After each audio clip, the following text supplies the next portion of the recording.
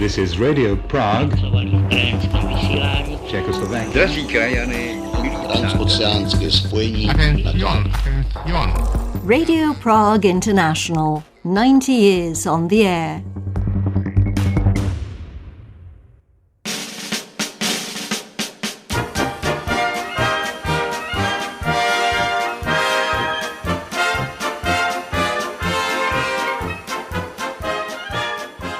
The second half of the 1960s is often referred to as a period of thaw.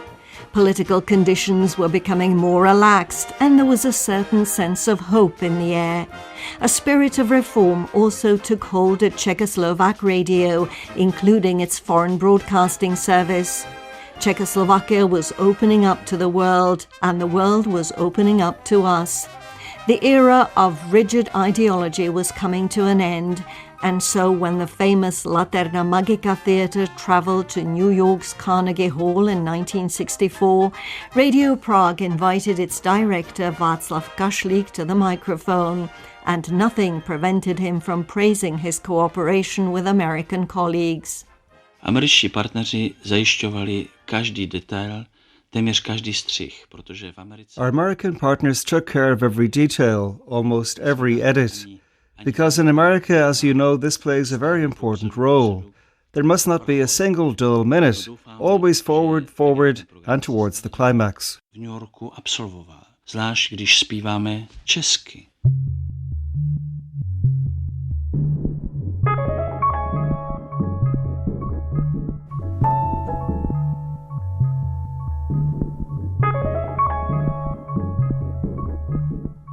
Censorship still prevailed throughout all Czechoslovak media, and Radio Prague was no exception. Despite the undeniable relaxation, both the vocabulary and the tone changed only slowly. This is how Anton Korman recalled the communist takeover as late as in 1966. The broadcast was intended for compatriots in America. Many of you didn't like it, because by doing so we spoiled their own plans. It was not long before the wartime coalition forged in the struggle against Hitler and his executioners.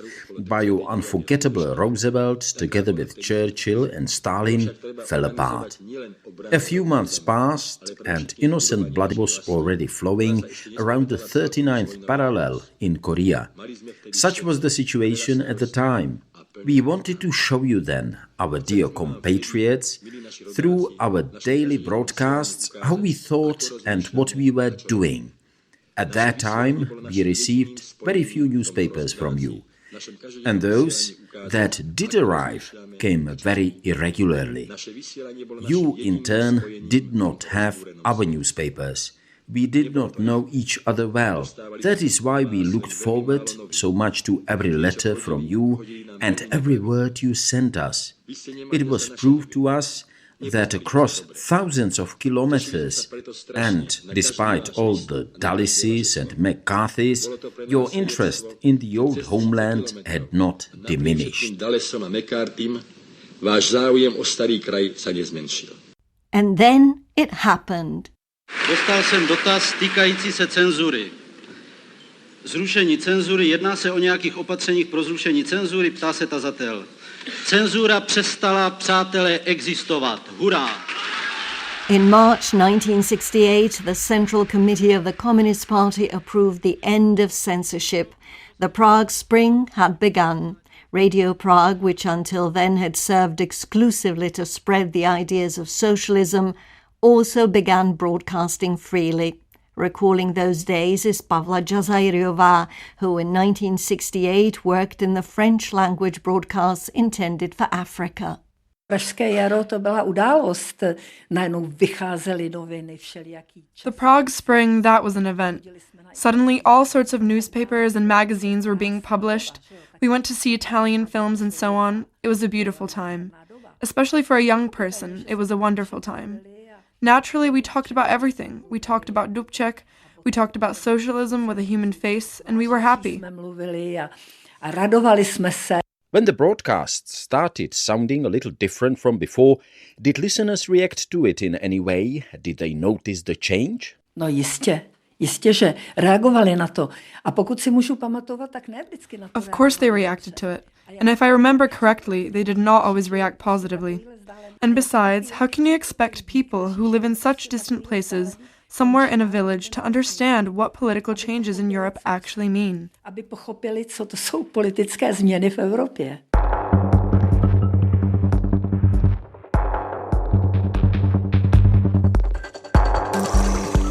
Pavla Jazayiriova's memories are also confirmed by the letters that arrived at the Foreign Broadcasting Service. Listeners in Europe and compatriots in the United States mostly welcomed the new course of Czechoslovak politics and the way in which it was reported by the foreign broadcasts. Listeners in Latin America and especially in Africa viewed the change with uncertainty, says Tomáš Dufka, head of the Czech Radio Archive. těch zemích, kde došlo například k dekolonizaci a československé zahraničí. The most puzzled reactions came from countries in Africa and Latin America, where decolonization had taken place and where Czechoslovak foreign broadcasting had considerable room to operate and exert influence through its propaganda. Suddenly the broadcast sounded different. There was even uncertainty about whether the country was moving in the right direction. The reactions of listeners there were probably different from those in the rest of the world. Jiné než z ostatního zbytku světa.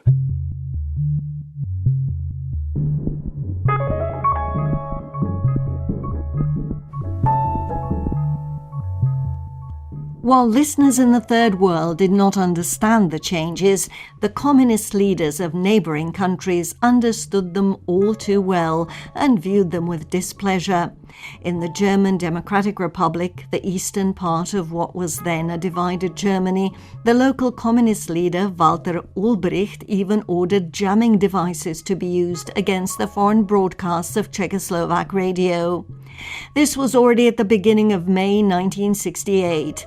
Among the so-called fraternal states, it was something entirely unprecedented. Bedřich Utic, then head of the German-language broadcasts, recalled those events for Memory of Nations.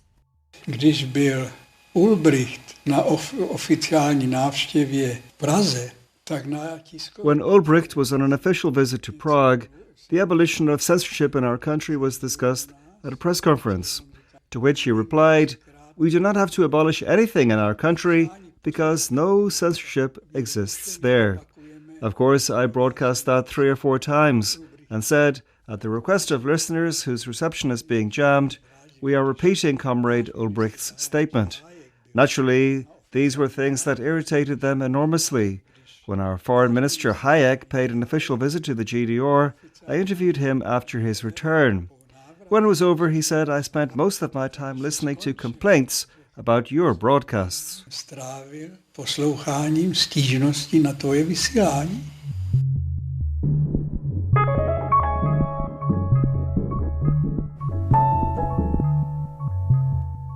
Listener responses had always arrived at the Foreign Broadcasting Service in large numbers, but during the Prague Spring, the station's audience grew even further.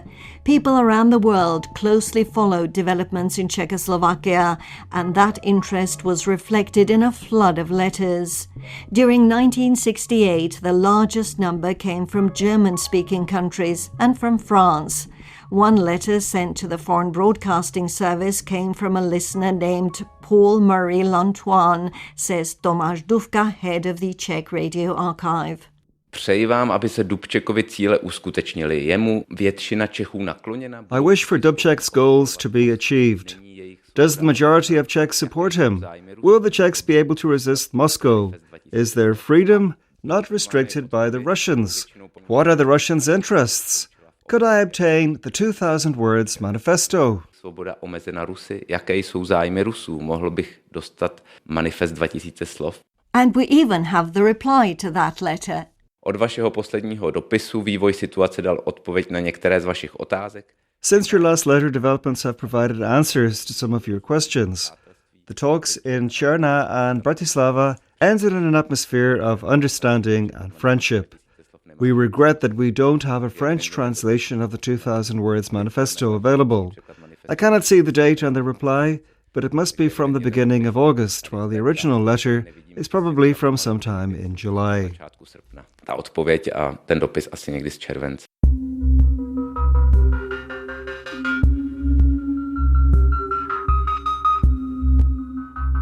Včera, dne 20.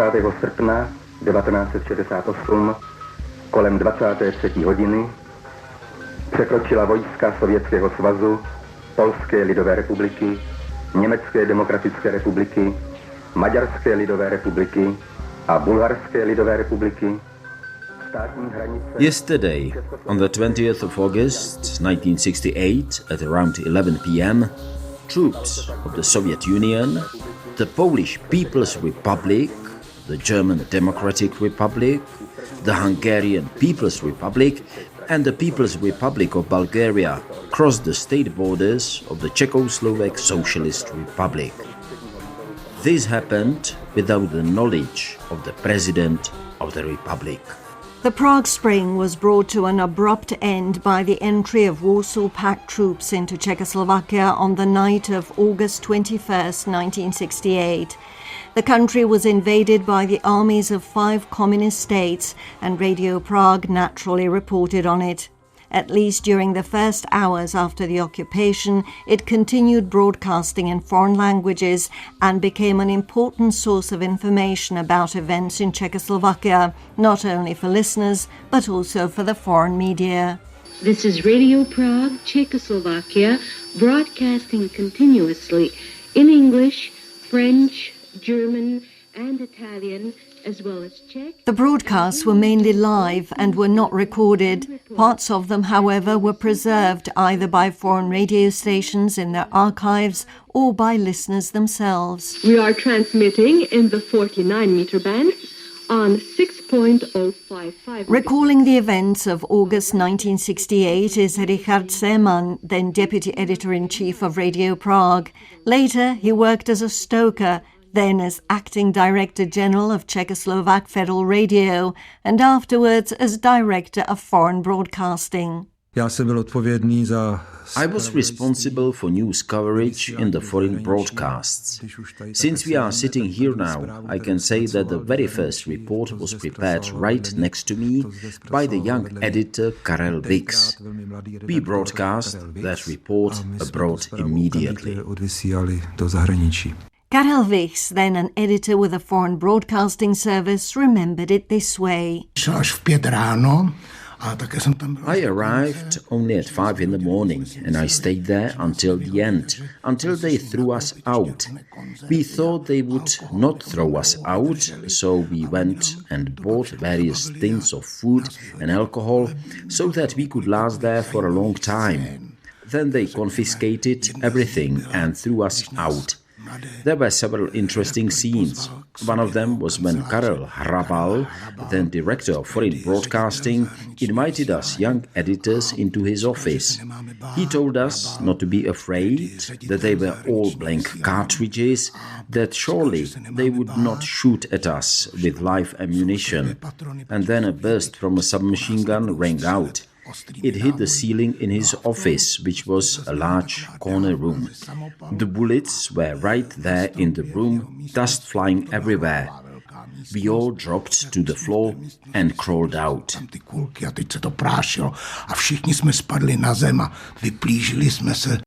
Jana Hořínková had joined the Foreign Broadcasting Service only shortly before as a technician. This is how she remembered August the 21st of 1968. Já jsem přišla až v 12:30 odpoledne. Dřív jsem se nedostala.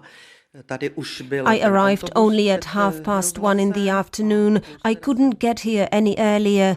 The bus was already standing in front of the radio building, and at the age of 18, I saw a dead person lying in the radio hall for the first time in my life.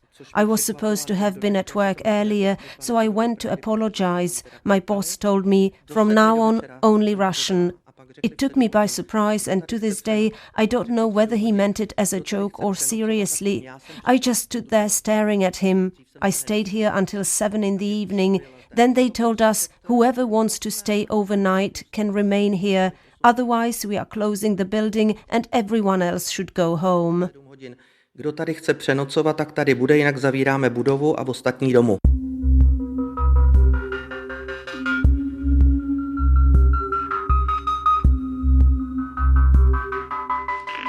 Radio Praha, Československo. Vysílání svobodného československého rozhlasu.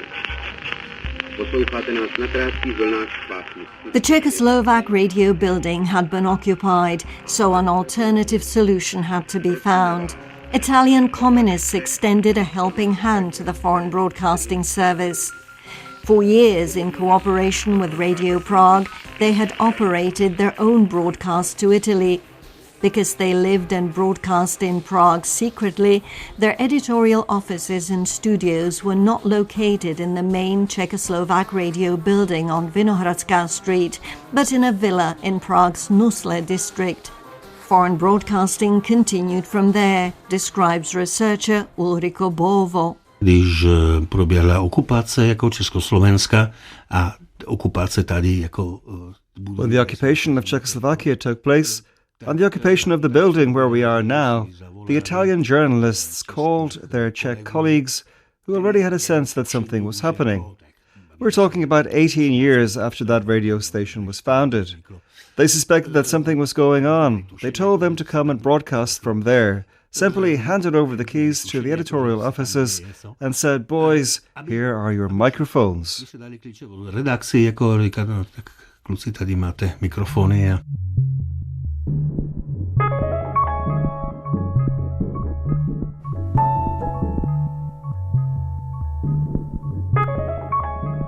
From the villa in Nusle, editors of the Foreign Broadcasting Service transmitted 10-minute programs in English, Italian, French, German and Spanish. They were broadcast to the entire world. Richard Seemann continues.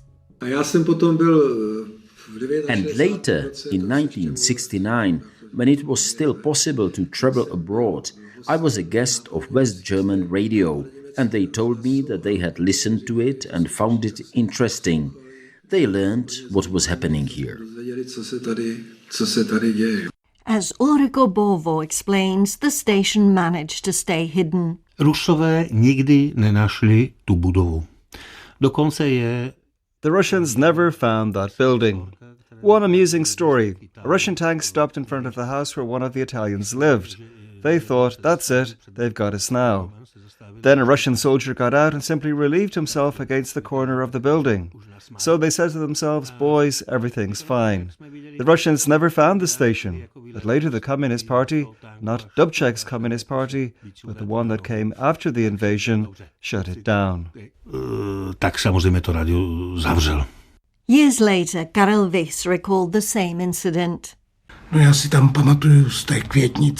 I remember it was na Květnici Street, Nusle. A tank arrived and drove down the street. I don't know why, it's a villa district. We were all frightened because there was an escape plan that we would get away through the gardens. So we were squeezing through a hole in a fence to escape, and in front of me was Nev, who couldn't get through the wire opening in the fence. So I gave up, and meanwhile the tank drove on.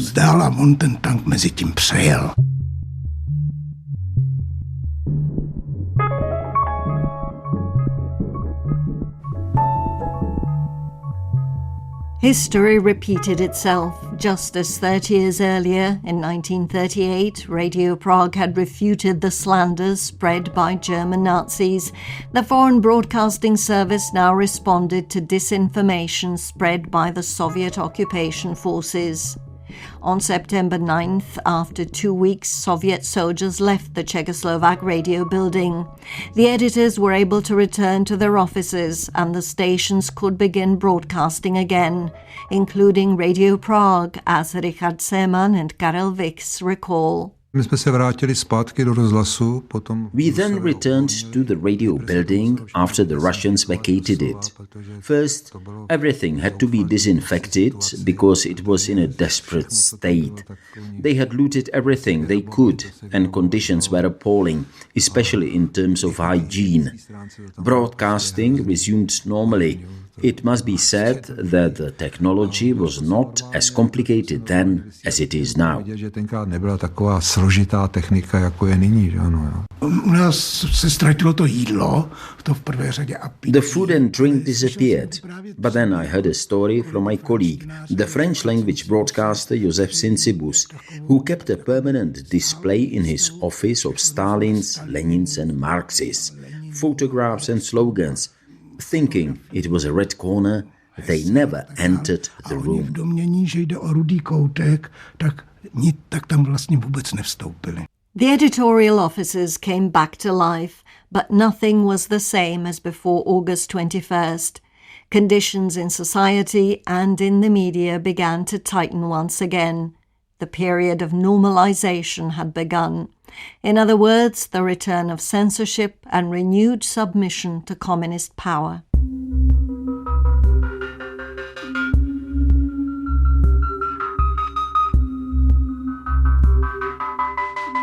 Městská správa veřejné bezpečnosti v Praze sděluje, že dnes kolem 15. hodiny se na Václavském náměstí těžce popálil 21letý... Today at around 3 p.m. on Wenceslas Square, a man set himself on fire. Přivodil si těžké popáleniny. Rychlým zákrokem dispečera dopravního podniku byl oheň na studentu uhašen. In an effort to rouse society to resist the military occupation of Czechoslovakia, student Jan Palach set himself on fire on Wenceslas Square in Prague on January 16th of 1969. Praha, 24. ledna 1969.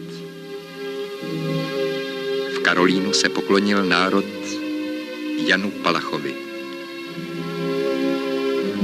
Palach's funeral became one of the last demonstrations against the growing apathy in society.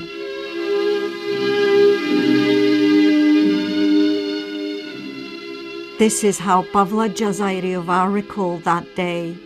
No, já si ještě pamatuju, že jsem vlastně reportovala, jestli se nemýlim, ten pohřeb Palacha. I still remember reporting on Jan Palach's funeral. That had stayed with me. The time when Palach set himself on fire. For me, as for other young people, it was just terrible. We experienced it very deeply. The radio fell silent. Only morning music was played throughout the day. Nothing at all was broadcast the entire day, not even the foreign broadcasts. Se nevysílalo vůbec nic, jo? Zahraniční vysílání.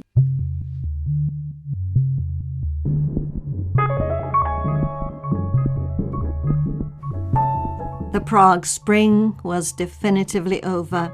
Purges also began at Radio Prague.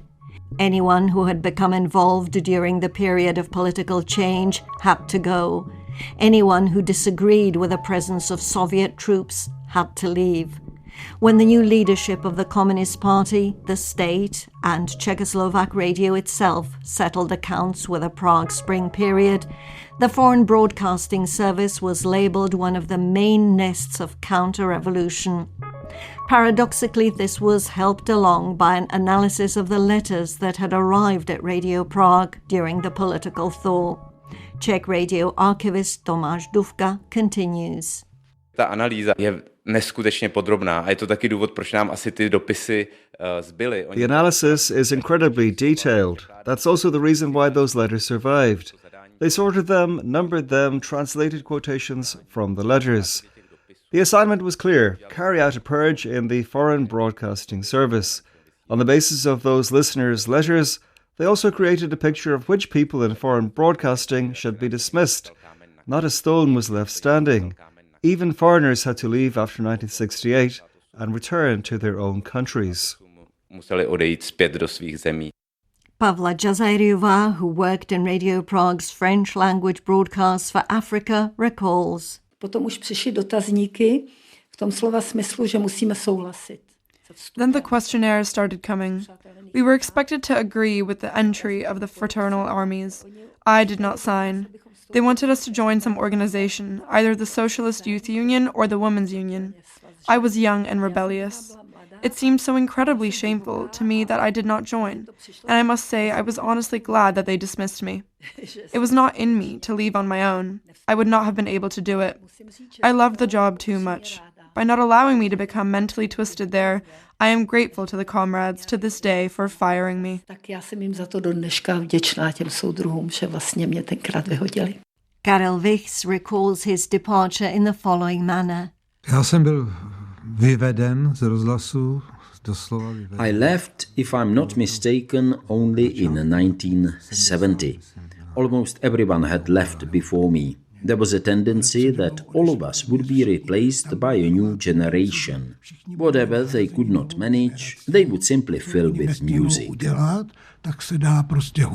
Former foreign broadcasting technician Jana Hořínková recalled the atmosphere of the weeks and months that followed. Přišli hodně nových lidí, já nevím, tak 15 určitě na začátku, hned v tom 69. A lot of new people arrived, about 15 right at the beginning in 1969. We called them the youth, Lenin's new youth. They had just finished secondary schools and immediately joined in. Nastoupili jako kádři. And did they already know the languages at that time? Někdo přišel, některý uměl, to byli třeba ze smíšeného manželství, někdo neuměl tvrdě. Some came and did know them, often because they came from mixed marriages. Others didn't know them and firmly declared that they would learn them in 6 weeks. They were believed. They got into the editorial office and usually became the boss. The boss didn't need to know languages very well because he never went on the air. He only approved what was going to be broadcast. That was determined by the editor-in-chief, and there was never a problem with that. The main thing was that they knew they would do things their own way. A hlavně věděli, že oni si pojedou svojí.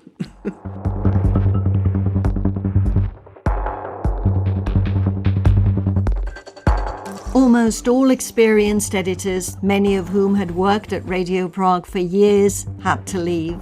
The Italian broadcasts also came to an end, not only because their editors had stood by their radio colleagues, but also because the entire Italian Communist Party condemned the invasion. This is how commentator Karel Šimon explained to compatriots what had taken place in society and in the media during the so-called Prague Spring. Nejobtížnější prověrkou zásadovosti pro každého občana naší země a zejména pro funkcionáře. The most difficult test of principle for every citizen of our country, and especially for officials, was the crisis period of 1968-69. The overwhelming majority stood firm, but there were many who faltered. A very important feature of socialist morality, as Vladimir Ilyich Lenin repeatedly demonstrated, is honesty. Honesty towards the working classes, the party, and the people, the nation. We stress this because during the period of the so-called renewal process, all the basic values and principles of communist morality were trampled upon by its initiators. Základní hodnoty a principy komunistické morálky pošlapány.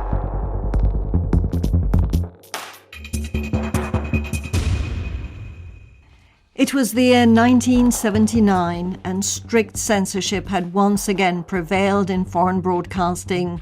The station had once more become a loyal servant of the Communist Party and its government. Radio Prague would have to wait another 20 years for the next spring to arrive.